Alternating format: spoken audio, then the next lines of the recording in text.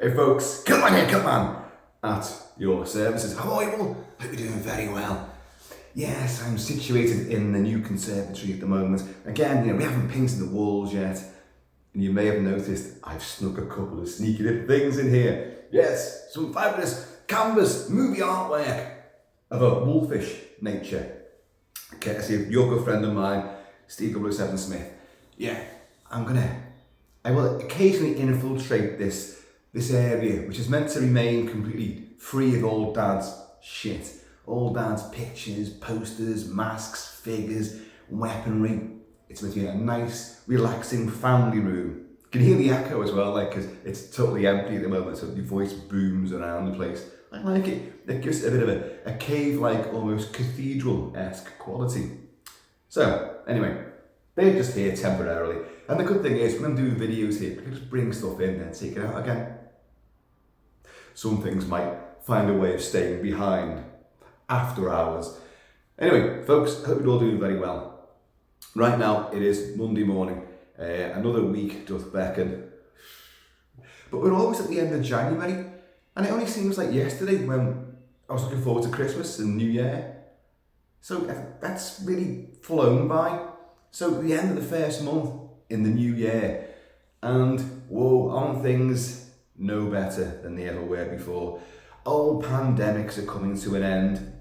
Supposedly, Europe is rife with it all, but the UK is going, oh no, everything's okay now, take your masks off, all mingle together, no worries, no restrictions on parties and going to nightclubs and what have you, just go out there and live your life and go back to the office.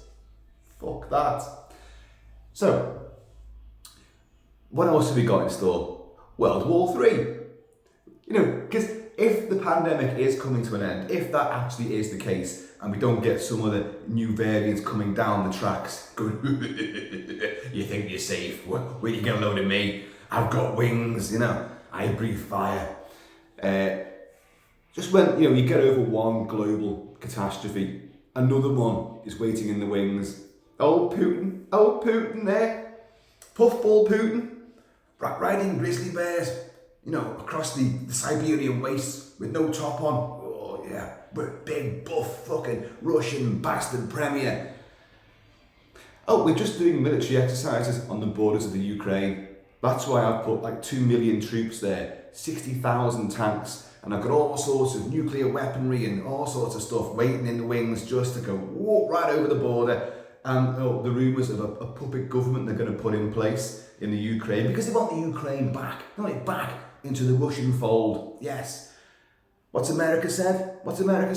You overstep the mark, you enter into the Ukraine, and we will fight back with amazing force, shock, and awe, all that stuff again.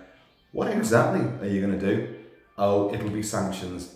Because nobody wants to do that, that iconic push the button. There's a big red button on the screen there, which I push all the time when I finish these ridiculous videos off. And it doesn't make me feel I've got any power at all over life and death and the global situation.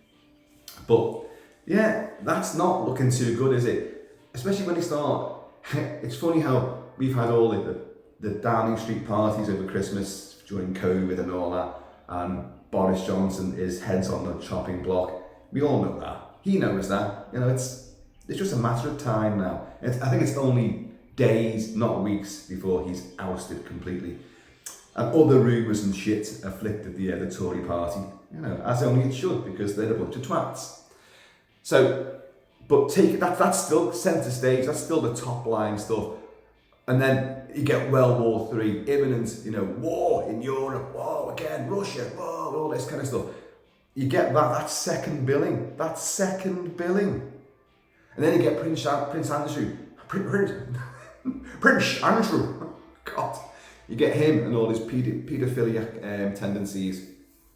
I've never met this girl before, I don't know her at all. And that picture, he must hate that picture. He's got his arm around her, and he's got the big, cheesiest, shit-eating grin the world has ever known. Look what I've got. Hey, guess what I'm going to be doing to her? A right royal fuck, So that's like third billing on the news. And then you get like all the fuel bills going up, the cost of living rising exponentially beyond the grasp, the reach of the normal working man. So it's just, is there ever any good news? You ever wonder why the good news is always shunted to the back end of any news programme? It's always like, oh, and in other news, so-and-so just completed a charity run of 15 miles, which is an amazing feat because he's just ahead. He used his chin to roll along. Look at that, isn't that amazing? And you get that bit of good news, that optimism. The charity sort of stuff goes to the back end of things. Anyway, it's Monday morning and I was just in the kind of mood to have a little chit chat. I know you guys have been seeing the massively indulgent Mad Max coverage that I've been doing, and it's not going to end anytime soon. Might have a little break for a while though. I've still got to cover Mad Max Beyond Thunderdome and then Mad Max Fury Road. So they're coming.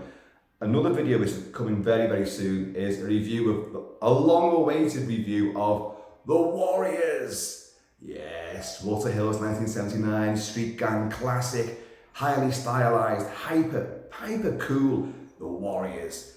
Warriors with the 3 Coke bottles come out to play.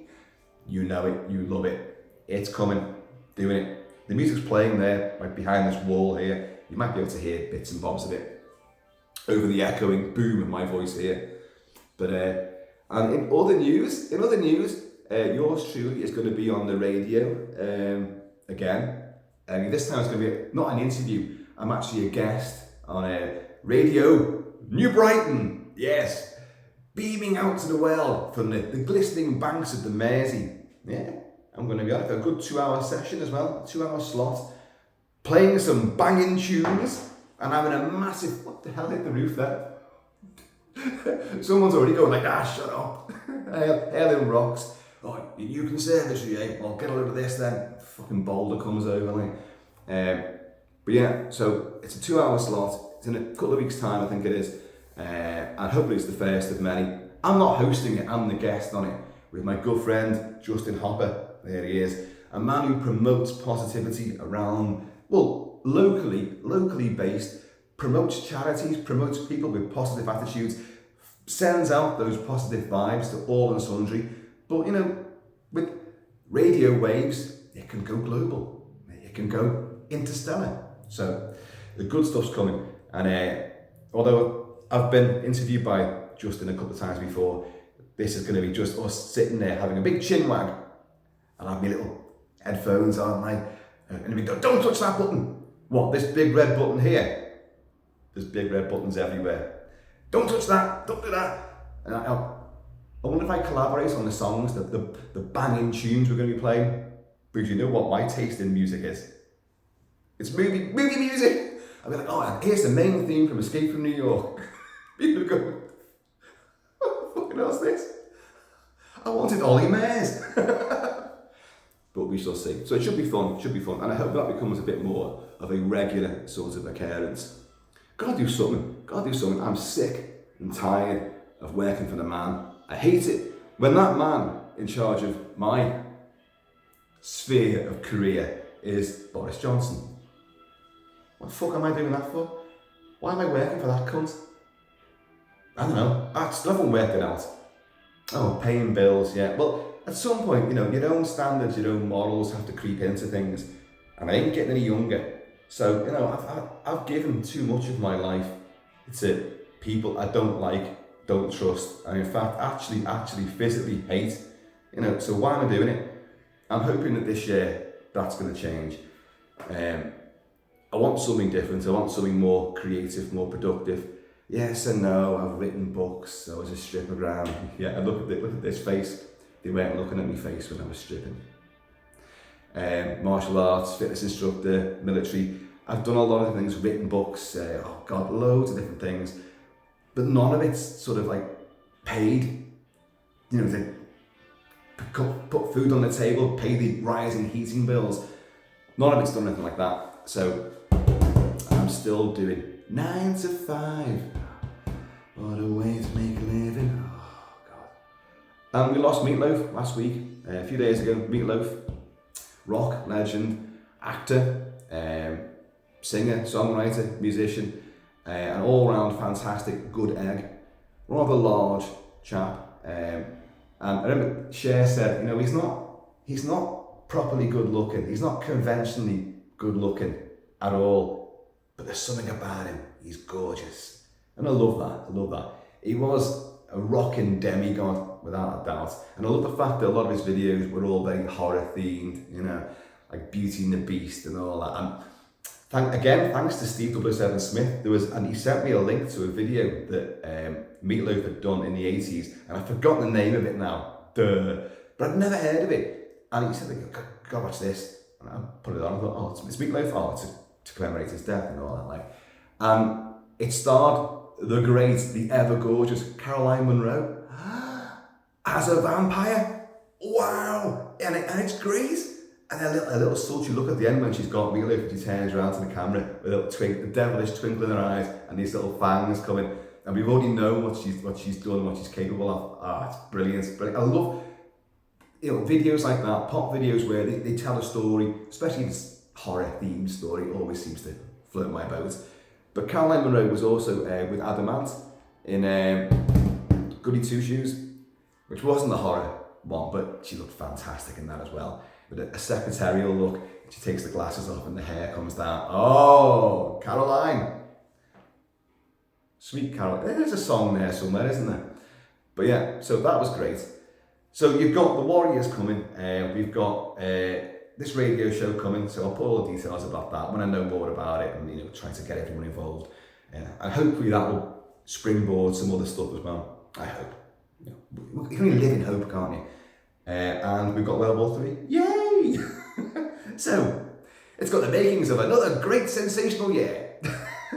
Bring on February, and that big mushroom cloud of joy. So folks, there you go. That's just a little quick video, a little update, and just a little pontification on the state of the world at play. And I'm going to see you all. That red button's further away than I thought because I'm sitting over this table. Laters.